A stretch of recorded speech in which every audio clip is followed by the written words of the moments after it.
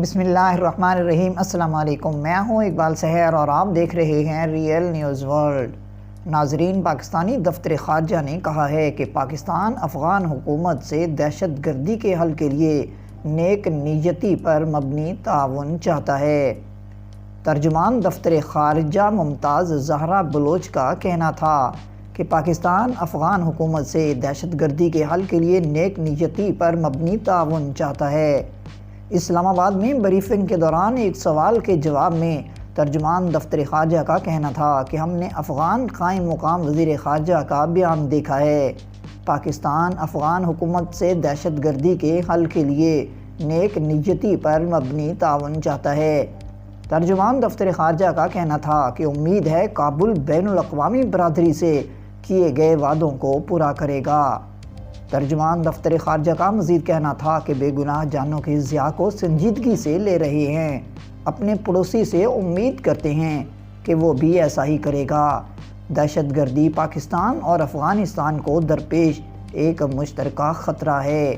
ہمیں دہشت گردی کرنے والے عناصر کے خلاف سخت موقف اپنانا ہوگا۔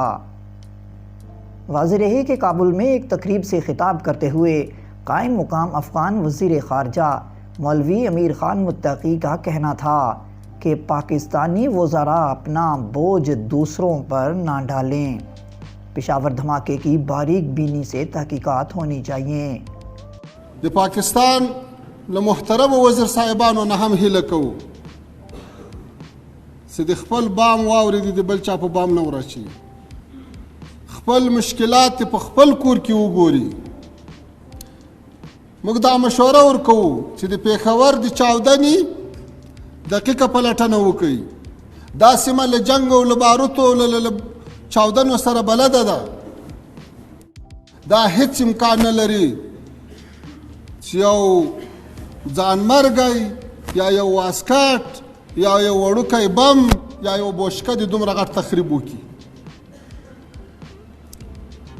لہذا چې په تېرو شلو کلو کې موږ داسې یو بم ونه لیدنم، یو داسې واسکټ ولید چې هغه د مسجد چتونه هم والوځي، هغه د پسونو انسانان هم له ځان سره والوځي. نو لہذا د دې باید دقیقه پوښتنه وشي، د دې باید دقیقه پلټنه وشي. افغانستان ته د پلوی ګوته نه نیول کېږي. که څوک وایي چې افغانستان د ترهګرۍ مرکز ده د دې په اصطلاح، نو خو ته وایې چې ترهګري بیا سرحد هم نه لري. نو که ترهګري په افغانستان کې وایي، بیا به دا ترهګري چین ته هم غځېدله، دا به تاجکستان ته هم غځېدله، دا به ازبکستان ته هم غځېدله، دا به ترکمنستان ته هم غځېدله، دا به ایران ته هم غځېدله۔ مولوی امیر خان متقی کا یہ بھی کہنا تھا کہ اگر دہشت گردی افغانستان میں ہوتی تو یہ چین، تاجکستان، ازبکستان، ترکمانستان اور ایران کی جانب بھی پھیلتی۔ آج جب وہ محفوظ ہیں تو افغانستان بھی محفوظ ہے۔ اس سے ثابت ہوتا ہے کہ دہشت گردی یہاں موجود نہیں۔ مزید اپڈیٹ کے لیے ہمارے ساتھ وابستہ رہیں۔ اگر آپ نے ہمارے چینل کو سبسکرائب نہیں کیا تو پلیز کر دیجئے اور بیل آئیکن کو پریس کرنا مت بھولیے تاکہ ہماری نئی ویڈیو کا نوٹیفیکیشن بر وقت آپ تک پہنچ سکے۔